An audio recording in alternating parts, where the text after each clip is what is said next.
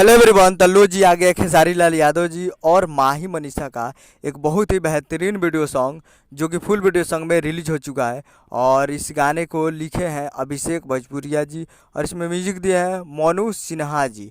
और इसे गाए हैं खेसारी लाल यादव जी और शिल्पी राज जी, जो कि आपको स्क्रीन कवर दिखाई दे रहा है। जिस सॉन्ग का टाइटल रखा गया है ए चुनमुनिया, जिसका टाइटल है ए चुनमुनिया। और ये वीडियो सॉन्ग में है खेसारी लाल यादव जी और माही मनीषा जी, फिट में है माही मनीषा जी।